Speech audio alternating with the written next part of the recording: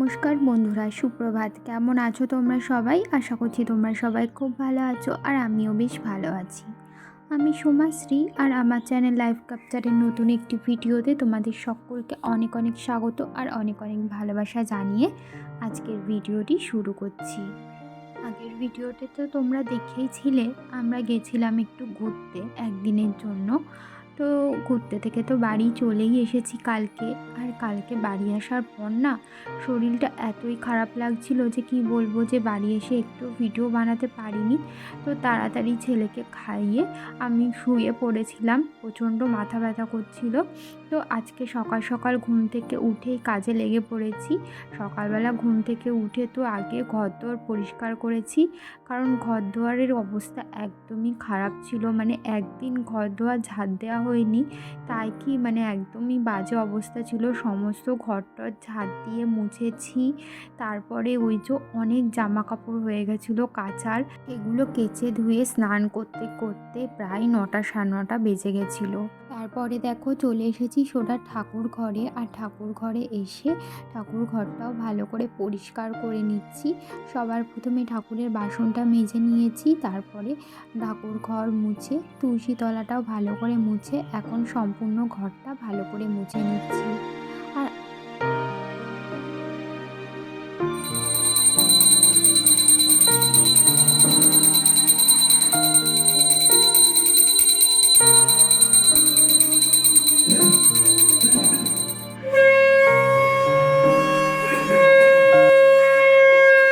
ওদিকে আমি পুজো দিচ্ছিলাম, আর মা এদিকে রান্নাটা সেরে নিয়েছে। আমাদের রান্না হয়ে গেছে, এখন আমি বসিয়ে দিচ্ছি খিচুড়ি আমার ছেলের জন্য।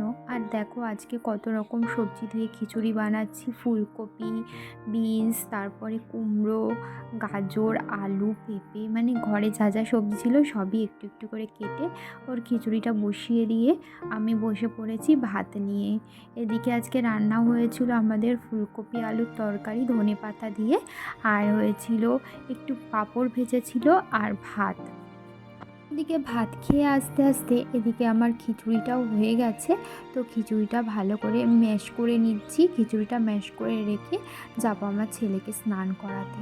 ওকে স্নান দান করিয়ে না খাইয়ে দাইয়ে দিয়েছি। তারপরে এই যে দেখো বেশ কিছু বাসন হয়েছিল রান্নাবান্নার পর, সেগুলোই আমি এখন মেজে ধুয়ে নিচ্ছি।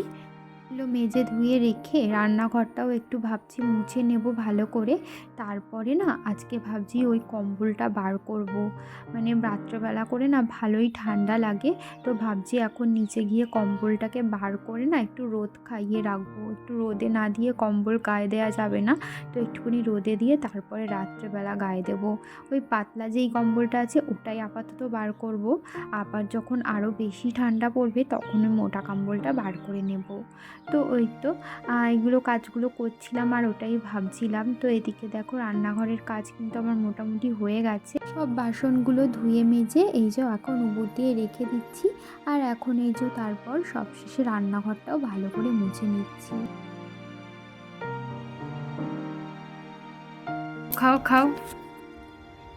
রি বাবারি, রসগোল্লা খেয়ে নিচ্ছে। রসগোল্লা খেয়ে দেখো পায়ের এখানে রস ফেলে কি করেছে। এক্ষুনি ওকে স্নান করিয়ে দিচ্ছি, আমি দেখে বুঝবে কেউ। দেখো খাও খাও আবার খাও। এ তোমার না, দেখি তো কে যাচ্ছে, কে যাচ্ছে, কে যাচ্ছে ওটা? হ্যাঁ লোক যাচ্ছে, তুমি তাড়াতাড়ি খেয়ে নাও হামাম করে।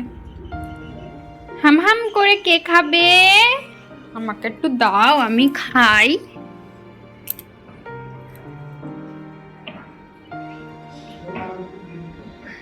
খাও খাও, আম আম আম আম করে খাও।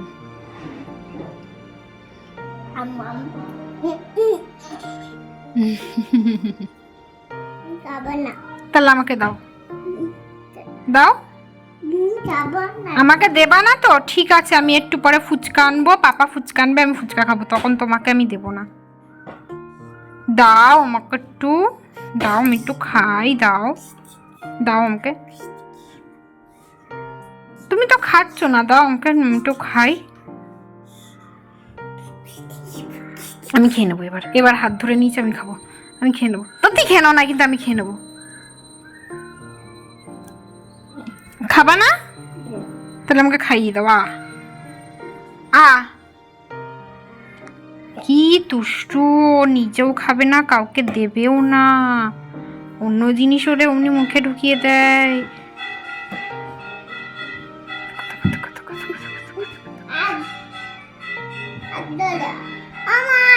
পরে তোমাকে বিছানায় তুলবো, তোমার হাত পা পুরো চিটচিট, তুমি বিছানায় উঠলে এখন বিছানা চিটচিট হয়ে যাবে। তাড়াতাড়ি খেয়ে নাও আগে হামাম করে।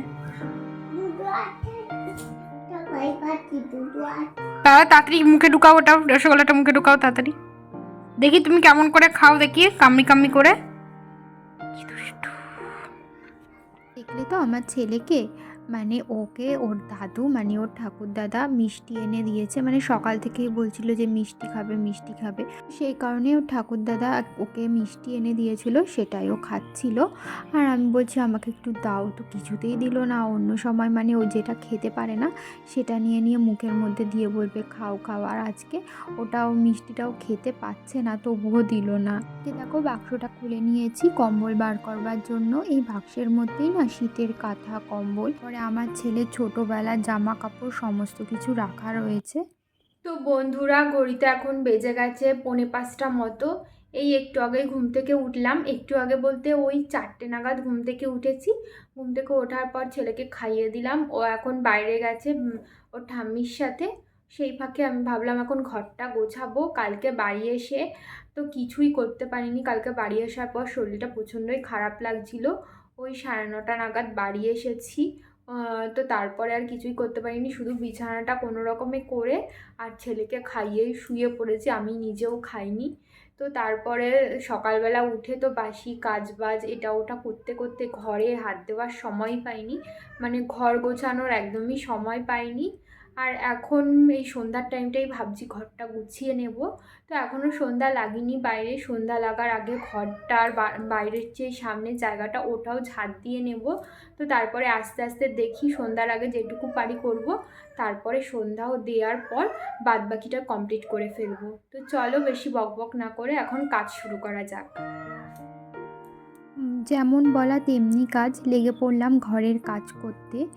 আর আজকে না ঘরের কাজ করে শেষই করতে পারছিলাম না, মাত্র একটা দিন বাড়িতে ছিলাম না, তার মধ্যে দেখো কত কাজ বেড়ে গেছে। তো বিছানাটা পরিষ্কার করব, তার আগে এই যে ঘর দুয়ারটা ঝাড় দিয়ে নিচ্ছি, কারণ বাইরে সন্ধ্যা নামবে নামবে ভাব, সন্ধ্যা নেমে গেলে তো আর ঘর দুয়ারটা আর ঝাড় দিতে পারবো না। তাই ভাবলাম আগে ঘর দুয়ারটা ঝাড় দিয়ে তারপরে বিছানাটা পরিষ্কার করি। আর যেদিন ওই ঘুরতে গেছিলাম সেদিন তো ওই বিছানা চাদর বালিশের ওয়্যার এই সমস্ত কিছু কেচে ধুয়ে রেখে গেছিলাম।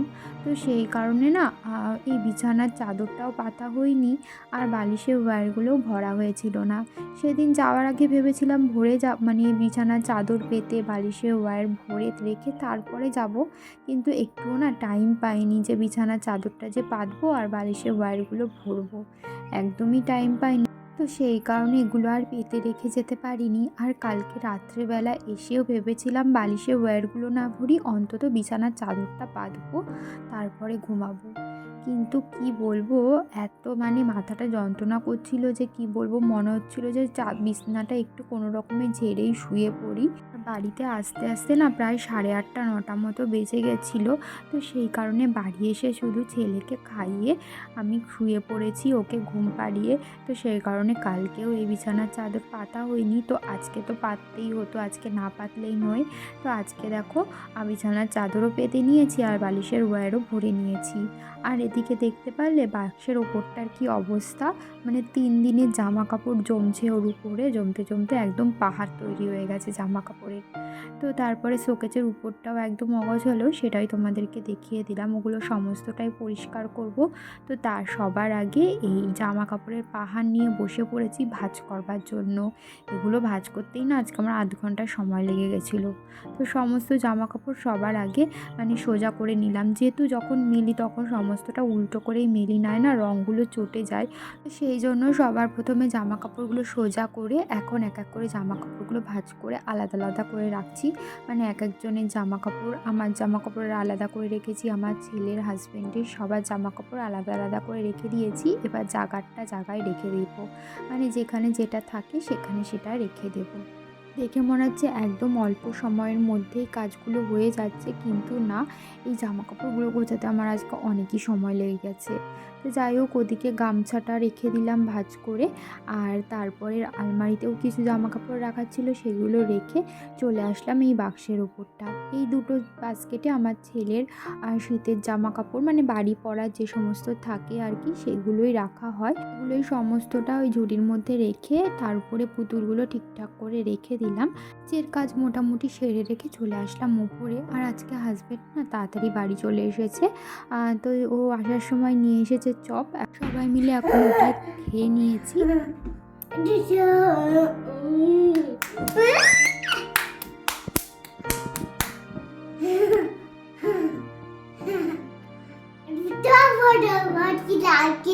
কি ওটা?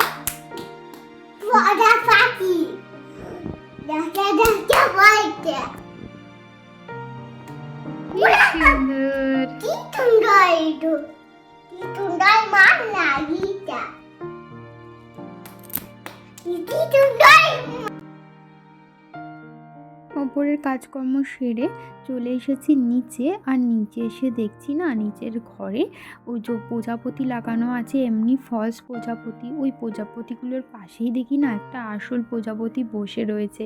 মানে এত ভালো লাগছিল না দেখতে। আর আমার ছেলে না ওই প্রজাপতিটা দেখেও প্রচণ্ড খুশি হয়েছে, ও বারবার না ওটাকে দেখছিল আর হাততালি দিচ্ছিল দাঁড়িয়ে দাঁড়িয়ে। তো দেখো বন্ধুরা, আজকে রাত্রে আমাদের রান্না হয়েছিল রুটি আর আলুর তরকারি। তো এখন আমরা ডিনারটা করে নেব, আমার হাজব্যান্ডের খাওয়া হয়ে গেছে, এখন আমি খেয়ে নেব। তাহলে বন্ধুরা, আজকের ভিডিওটা এই পর্যন্তই, আবারও দেখা হবে নতুন ভিডিও নিয়ে। ভিডিওটি যদি তোমাদের ভালো লেগে থাকে তাহলে লাইক করে দিও, আর চ্যানেলটিকে সাবস্ক্রাইব করে রাখতে একদমই ভুলো না। তাহলে আজকের মতো এখানেই টাটা, শুভরাত্রি।